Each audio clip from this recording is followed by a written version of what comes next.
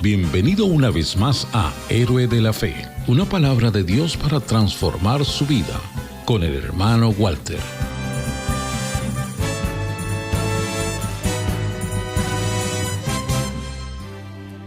En esta serie estamos viendo a Pedro, héroe de la fe, de negar 3 veces a testigo fiel. Y hoy vamos a ver a Pedro, portador a los gentiles. Un par de pasajes que vamos a estar considerando hoy es en Hechos capítulo 10, versículos 34 al 36. Entonces Pedro, abriendo la boca, dijo: en verdad comprendo que Dios no hace acepción de personas, sino que en toda nación el que lo teme y hace justicia le es acepto. Esta fue la palabra que Dios envió a los hijos de Israel, anunciando la paz por Jesucristo. Este es el Señor de todos.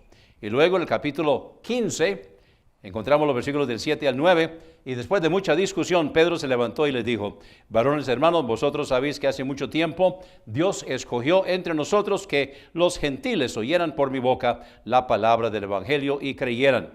Y Dios, que conoce los corazones, les dio testimonio dándoles el Espíritu Santo, así como también a nosotros, y ninguna diferencia hizo entre nosotros y ellos, purificando por la fe sus corazones. El tema de hoy es portador a los gentiles. En el sermón de ayer dejamos a Pedro en Jope. Ahora vamos a Hechos capítulo 10, el versículo 1. En Hechos 10, y había en Cesarea un varón llamado Cornelio, centurión de la compañía que se llamaba La Italiana. Ahora, Cesarea era la capital de la provincia romana, y este era piadoso y temeroso de Dios con toda su casa, y que hacía muchas limosnas al pueblo, y oraba siempre a Dios. Ahora era romano. Este vio claramente en visión, como a la hora 9 del día, que un ángel de Dios entraba donde él estaba, y le decía: Cornelio. Esta es la historia de cómo le llegó el evangelio a los gentiles. Y Dios escogió al que posiblemente era el más racista de todos para predicarle primeramente el evangelio a los gentiles. Y esto ha servido para que luego, cuando él da testimonio en el capítulo 11 y después en el capítulo 15, entonces le crean, porque si es Pedro el que está diciendo esto, entonces tenemos que creer que esto es así es. Seguimos leyendo. Versículo 4. Y él, mirándolo fijamente y atemorizado, dijo: Señor, ¿qué es lo que quieres? Y le dijo: tus oraciones y tus limosnas han subido para memoria delante de Dios. Envía pues ahora hombres a Jope, y haz venir a un tal Simón, que tiene por sobrenombre Pedro. Este se hospeda en casa de cierto Simón curtidor, que tiene su casa junto al mar. Él te dirá lo que debes hacer. Y cuando se fue el ángel que hablaba con Cornelio, este llamó a 2 de sus criados y a un soldado piadoso de los que lo asistían, y después de haberles contado todo, los envió a Jope. Y al día siguiente, yendo ellos por el camino y llegando cerca de la ciudad, Pedro subió a la azotea a orar, cerca de la hora sexta, o sea, como al mediodía.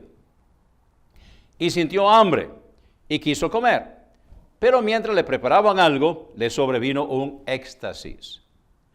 Y vio el cielo abierto y que descendía un objeto como un gran lienzo, atado de las 4 puntas, que era bajado a la tierra, en el cual había de toda clase de cuadrúpedos terrestres y fieras y reptiles y aves del cielo. Y le vino una voz: levántate, Pedro, mata y come. Entonces Pedro dijo: de ninguna manera, Señor, porque ninguna cosa inmunda o impura he comido jamás. Bajo la ley habían muchas carnes que no se podían comer. Había una lista muy estricta de los animales que sí se podían sacrificar para consumo humano. Estos animales eran los animales que señalaban hacia Jesucristo. Bajo la ley. Ahora ya la ley se cumplió. Ahora ya no es necesario animales que están señalando hacia Jesucristo, porque el sacrificio de Jesucristo ya se cumplió. Ahora entonces ya esto no está en vigencia. Versículo 15. Y la voz volvió a él por segunda vez: lo que Dios limpió, no lo llames tú inmundo. Y esto sucedió 3 veces, y el objeto volvió a ser recogido al cielo. Y estando Pedro perplejo, dentro de sí sobre qué pudiera ser la visión que había visto. He aquí los hombres que habían sido enviados por Cornelio, habiendo preguntado por la casa de Simón, llegaron a la puerta. Y llamando, preguntaron si Simón, que tenía por sobrenombre Pedro, se hospedaba allí. Mientras Pedro pensaba en la visión, le dijo el Espíritu: he aquí 3 hombres te buscan, levántate pues, desciende y ve con ellos sin dudar, porque yo los he enviado. Entonces Pedro, descendiendo a donde estaban los hombres que le fueron enviados por Cornelio, dijo: he aquí, yo soy el que buscáis, ¿cuál es la causa por la que habéis venido? Y entonces ellos le contaron lo que había sucedido, y dice el versículo, entonces dice, versículo 23, haciéndolos entrar, los hospedó. Al día siguiente Pedro se fue con ellos y lo acompañaron algunos de los hermanos de Jope. Esto es muy importante. Algunos de los hermanos de la iglesia de Jope acompañaron a Pedro en su viaje para ir a testificarle a Cornelio.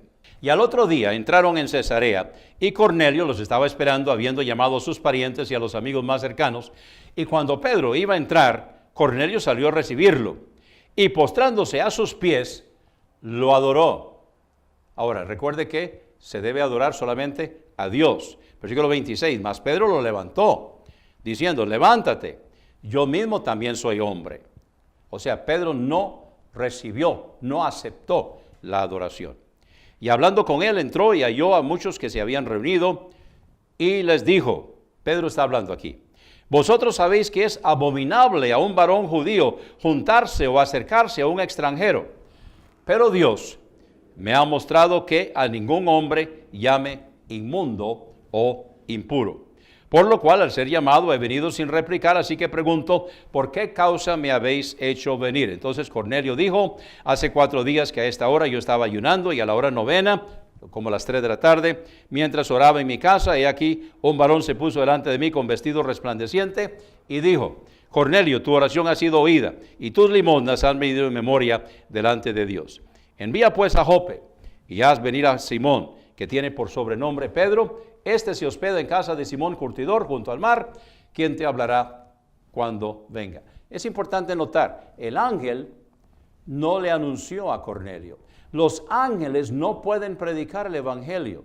Los ángeles pueden indicarle a una persona dónde está la persona que le puede testificar.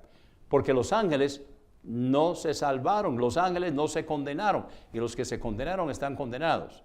Entonces, solo nosotros, las personas que hemos sido rescatados de nuestra vana manera de vivir, los que hemos sido salvados por la gracia del Señor, somos los que podemos testificar. Un ángel no podría testificar de la salvación. Entonces el ángel le dice: vaya, busque a Pedro.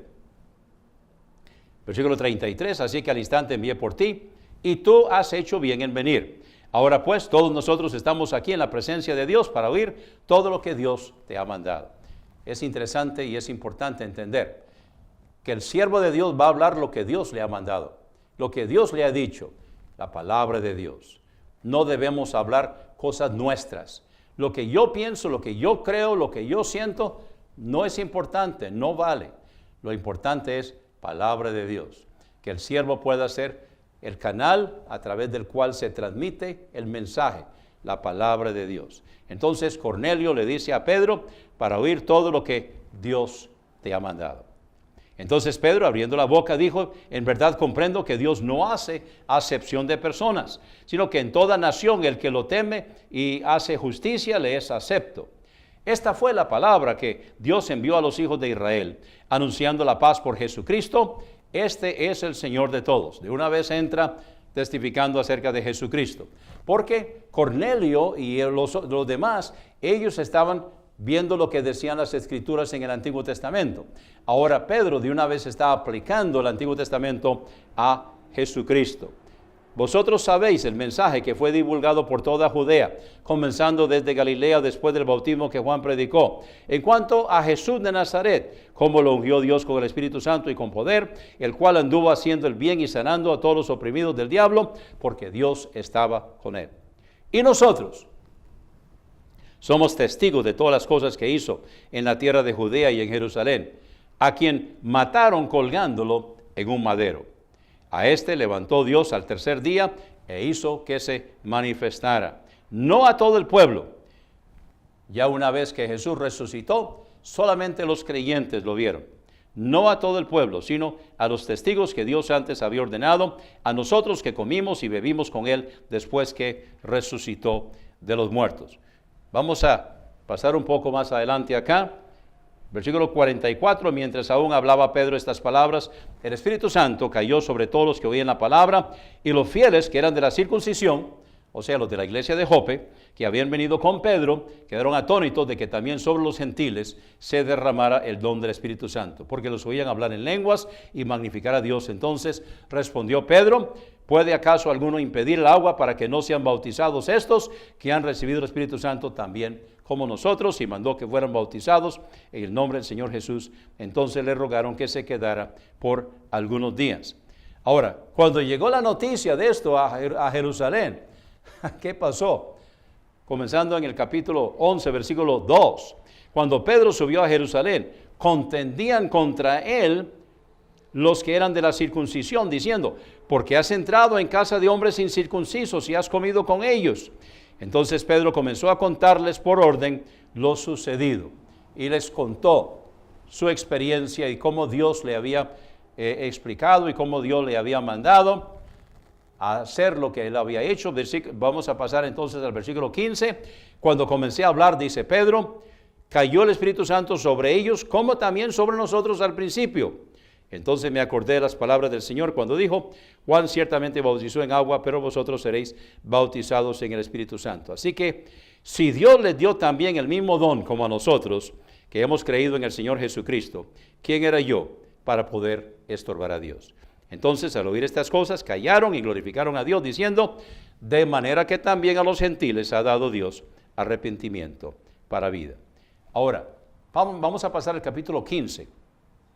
El capítulo 15 es lo que llamamos el Concilio de Jerusalén.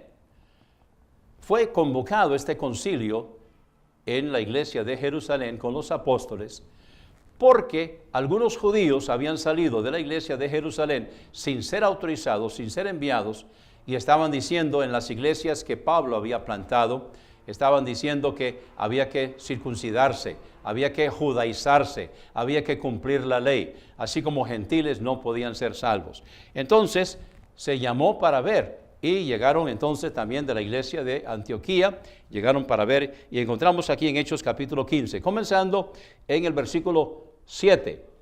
Y después de mucha discusión, Pedro se levantó y les dijo: varones hermanos, vosotros sabéis que hace mucho tiempo Dios escogió entre nosotros que los gentiles oyeran por mi boca la palabra del evangelio y creyeran. Y Dios, que conoce los corazones, les dio testimonio, dándoles el Espíritu Santo, así como también a nosotros. Y ninguna diferencia hizo entre nosotros y ellos, purificando por la fe sus corazones. Y sigue diciendo Pedro: ahora pues, ¿por qué tentáis a Dios, poniendo sobre la cerviz de los discípulos un yugo que ni nuestros padres ni nosotros hemos podido llevar? Antes, por la gracia del Señor Jesucristo, creemos que seremos salvos, como también ellos. Entonces toda la multitud cayó. Pedro, de negar 3 veces a testigo fiel. Y hoy, en la casa de Cornelio, presentando el evangelio a los gentiles por primera vez, sin judaizarse, gentiles. Luego en el capítulo 11, dando testimonio en la iglesia de Jerusalén. Luego en el capítulo 15, dando testimonio en el concilio, donde están los ancianos, están los apóstoles y están también enviados de otra iglesia, por lo menos una iglesia más, preguntando qué tenemos que hacer y qué vamos a decirle a los gentiles. Y Pedro está dando testimonio de cómo Dios lo había usado a él para llevarle el mensaje a los gentiles. ¿Ha creído usted, ha habido un momento en su vida que usted reconoció que es pecador, pecadora, se arrepintió de todo corazón, aceptó a Cristo como Salvador? Si no, hágalo ahora mismo, ahí donde está. Y avíseme, quiero saberlo, escríbame, quiero gozarme con usted. ¿Tiene alguna pregunta? También quisiera escuchar sus preguntas. Muchas gracias por la atención prestada al programa de hoy. Lo espero en el programa de mañana. El programa de mañana vamos a estar viendo los escritos de Pedro y cómo Dios lo usó a él como escritor, inspirado por el Espíritu Santo, y nosotros tenemos ese mensaje hoy. Dios lo bendiga. Este ha sido el sermón de hoy. Lo invito para que continúe conmigo en el siguiente segmento, donde voy a estar contestando las preguntas que usted me ha enviado. La pregunta de hoy: ¿cuántas resurrecciones hay? Vamos a Apocalipsis 20, versículos 5 y 6. Mas los otros muertos no volvieron a vivir hasta que se cumplieron 1000 años. Esta es la primera resurrección. Entonces, la primera resurrección empezó con nuestro Señor Jesucristo. Él es primicia. Y luego los que resucitan cuando Cristo viene, esta es la primera resurrección. Entonces, ¿cuántas resurrecciones hay? La primera resurrección es la resurrección cuando Jesucristo resucitó. Ahora, Jesucristo también resucitó a algunas personas, apóstoles también, resucitaron a algunas personas, pero yo considero que esas personas que fueron resucitadas por Jesús y por los apóstoles no forman parte de la primera resurrección, porque volvieron a morir. Lázaro, por ejemplo, pero ellos volvieron a morir. Entonces, inclusive, cuando Jesús resucitó, la Biblia dice de que hubo personas que también resucitaron y aparecieron, y evidentemente eran personas conocidas, y por eso fue el milagro y fue la señal. Pero esas personas volvieron a morir. La primera resurrección empezó con Jesucristo. Y luego, cuando Jesucristo viene, lo que llamamos el arrebatamiento, entonces nosotros que estamos con vida o que ya hayamos pasado, Pablo consideraba que estaría con vida. Mi papá también pensaba que él iba a estar con vida, pero ambos se les acabó el cuerpo y ya están con el Señor. Si nosotros estamos con vida, seremos transformados. Pero si no, entonces nosotros estaremos ya en la presencia del Señor y el cuerpo estará enterrado. Y la resurrección entonces es la primera resurrección. Vamos a Mateo capítulo 27. Mateo 27, 51. Y he aquí el velo del templo se rasgó en dos, de arriba abajo, y la tierra tembló y las rocas se partieron, y los sepulcros se abrieron, y muchos cuerpos de santos que habían dormido se levantaron, y saliendo de los sepulcros, después de la resurrección de él, vinieron a la santa ciudad y se aparecieron a muchos. Ahora vamos a 1 Corintios capítulo 15. 1 Corintios capítulo 15 se ha conocido como el capítulo de la resurrección de la Biblia. Yo digo que gracias a Dios por los errores que habían en las iglesias del primer siglo. Gracias a esos errores nosotros tenemos la respuesta. Habían algunas personas en la iglesia de Corinto que estaban diciendo que no hay resurrección. Y el apóstol Pablo en 1 de Corintios entonces empieza en una serie de pasajes donde él dice, si no hay resurrección.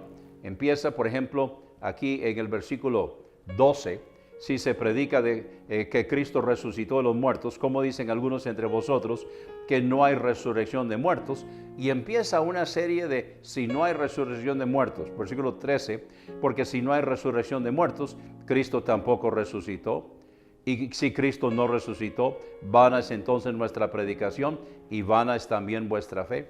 Creer en vano es no creer en la resurrección de Jesús. Y algunos en la iglesia de Corinto estaban diciendo que no había resurrección. Entonces él empieza, repáselo usted, 1 Corintios capítulo 15, comenzando con el versículo 12, una serie de puntos. Si Cristo no resucitó, entonces tal cosa.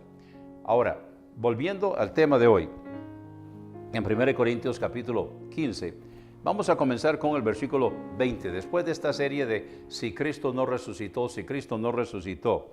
Por cierto, un versículo quiero mencionarlo de paso. El versículo 19. Si Cristo no resucitó, si solamente en esta vida esperamos en Cristo, somos los más miserables de todos los hombres. Ahora, esto no significa de que eso es así, sino si Cristo no resucitó. Tal vez alguien lo haya sacado de contexto para decir que no podemos creer solamente en Cristo, hay que creer también en los santos, etc. Pero eso no es lo que está diciendo. El tema aquí es la resurrección de los muertos y específicamente si Cristo no resucitó. Entonces, de nuevo, el versículo 19, si Cristo no resucitó, si solamente en esta vida esperamos en Cristo, somos los más miserables de todos los hombres. Pero entonces empieza, en el versículo 20, tenemos un grito de victoria. Mas ahora Cristo ha resucitado de los muertos. Por cierto, en el griego está en el tiempo perfecto. Significa que se completó el pensamiento en aquel momento y sigue todavía con esa misma fuerza en el tiempo actual. O sea, mas ahora Cristo ha resucitado, sigue resucitado de los muertos, primicia de los que durmieron es hecho.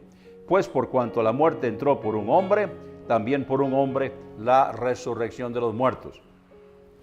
Recordemos que en Génesis capítulo 3, versículo 6, dice que quien primeramente comió del fruto prohibido fue Eva, luego le dio de comer a su marido, pero en el versículo 7 dice, entonces fueron abiertos los ojos de ambos y conocieron que estaban desnudos.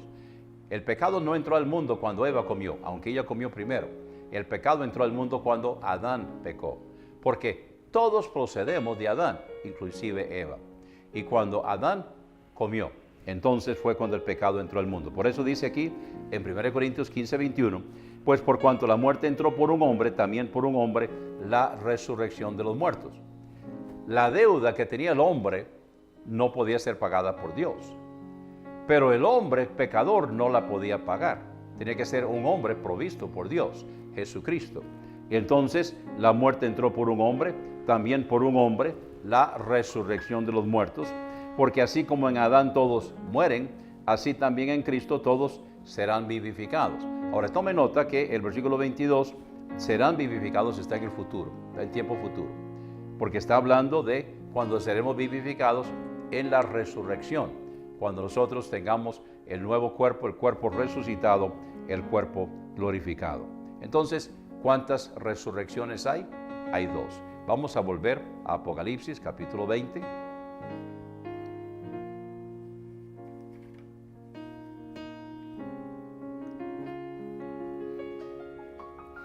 Donde dice, el versículo 5 de nuevo, los otros muertos no volvieron a vivir hasta que se cumplieron 1000 años. Entonces, ahí está refiriéndose a la otra resurrección. Y luego entonces dice, esta es la primera resurrección, refiriéndose a la resurrección que comenzó con Cristo y luego los que fueron resucitados cuando Cristo vino por los suyos. Pero entonces dice, comenzando ahora en el versículo 11, y vi un gran trono blanco y al que estaba sentado sobre él, de delante del cual huyeron la tierra y el cielo, y no fue hallado lugar para ellos. Y vi a los muertos, o sea, los no creyentes, los inconversos, los muertos, grandes y pequeños, que estaban de pie delante de Dios, y los libros fueron abiertos. Aquí los libros fueron abiertos, se está hablando de la Biblia, y otro libro fue abierto, el cual es el libro de la vida, y fueron juzgados los muertos por las cosas que estaban escritas en los libros según sus obras. Y la obra que salva es creer en Jesucristo como Salvador personal. Y el mar dio los muertos que estaban en él, y la muerte y el infierno dieron los muertos que estaban en ellos, y fueron juzgados cada uno según sus obras, y la muerte y el infierno fueron lanzados en el lago de fuego. Esta es la muerte segunda. Y el que no fue hallado inscrito en el libro de la vida fue lanzado en el lago de fuego. La segunda resurrección es la de los inconversos para comparecer ante el juicio del gran trono blanco y ser echados en el lago de fuego y azufre. Muchas gracias por la pregunta de hoy. Estoy esperando la suya. Gracias por su sintonía. Lo esperamos cada mañana de lunes a viernes a las 10 en su programa Héroe de la Fe con el hermano Walter. El único requisito es